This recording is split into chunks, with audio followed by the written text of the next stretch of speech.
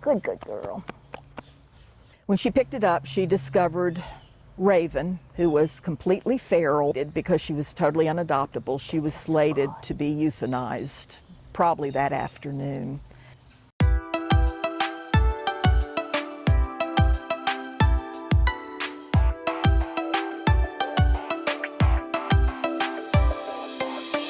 Come over here, be a star. Hi, I'm Brenda, and this is Sam, and welcome to actTWO Stories, where we hope to inspire and inform you, especially if you're 50 plus. You are. Come here. I have a treat for you. Today, Sam is helping me launch our new series called Try Something New, because we're going to meet Priscilla Hill, who is a foster dog mom. Okay, who wants to run? What does it mean to foster a dog? It means you give that dog a temporary home filled with love and care until they find a permanent family. Yeah. Priscilla has fostered dogs since 2011. It's interesting how she got started. I had the goldfish and the turtle. I really didn't have any pets until I was graduated from college. I had been married roughly 6 weeks at that point. And we had a stray cat wander up, and she walked in, looked around, decided, yeah, I'm going to live here. And then she went out and got her 3 kittens and brought them up. And so that was our first foray into animal rescue. So cats became her focus until about 9 years ago when, while volunteering as a foster cat mom, I happened to walk through the dog section, and there was this little dog underneath a blanket just shivering. And I said, oh, you poor little thing. So I walked in and started speaking to her, and her little head popped up out from underneath the blanket, and our eyes met. And it was the first time I had ever experienced love at first sight. And at that point, I had to have that dog. That was when I started to find my passion. So Clementine was her first dog, and like many homeless dogs, she had some issues. She had been chained out, really no socialization. She was very shy. So I learned a lot about fearful dogs then. She was my first, and after a few years of working with her, she became just a wonderful dog. You are so good. So it was Clementine who ignited Priscilla's passion for fostering dogs, especially fearful dogs. Fearful dog usually is either unsocialized, meaning nobody has ever taught them to love. It could be sometimes a dog that has experienced punishment and they're afraid of people.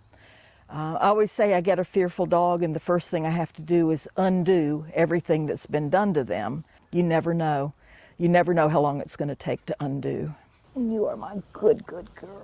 Since Clementine, Priscilla and her husband have adopted 2 dogs that they fostered. Both were fearful dogs. There's Raven. Where she was terrified of everything, now she assumes people that come into her yard are friendly. I just can't imagine her not being here on earth. Sit down. Good boy. Give me your paw. And Arlo. Good. Arlo had been in 4 different homes, and he's what we call very headstrong. It took us 6 months to house train him. He's become a very loving dog. When he goes on walks, he has discovered other dogs and other people are pretty wonderful. Fostering and helping dogs like Raven and Arlo isn't as hard as you might think. By the time you reach retirement age, you've had a lot of life skills, and you know a lot more than you think you do, and you can apply to this. You know, until you really experience watching a dog change, it is so hard to describe seeing a dog that is considered a throwaway. And Arlo, buddy, come here, enough. There are many types of dogs who need a foster home. Perfectly healthy, normal dogs, puppies who can be just days old, senior dogs, dogs who are sick or recovering from injuries or surgeries, and fearful dogs. As for the cost, there are many pet rescue organizations that will cover the cost of food and vet care. You just need time and patience in working with your foster. To find a pet rescue organization that fosters in your area, try Googling Fostering Dogs Near Me, or Fostering Dogs in My Area, or Fostering Dog Organizations Near Me, or Cats. Mountain Pet Rescue in Asheville, where Priscilla volunteers, doesn't have kennels, so it's all foster homes for dogs and cats, and they always need them. Joelle Warren, the founder, says anyone can foster, and most foster parents they have work full-time. But if you can't foster, you can still help by donating money or food, supporting their thrift store, and adopting. Check out their Facebook page to see some dogs and cats who need a forever home.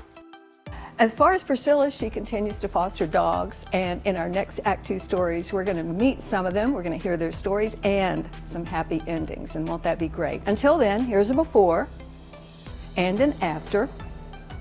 We will see you next time. Don't forget to subscribe and share and try something new.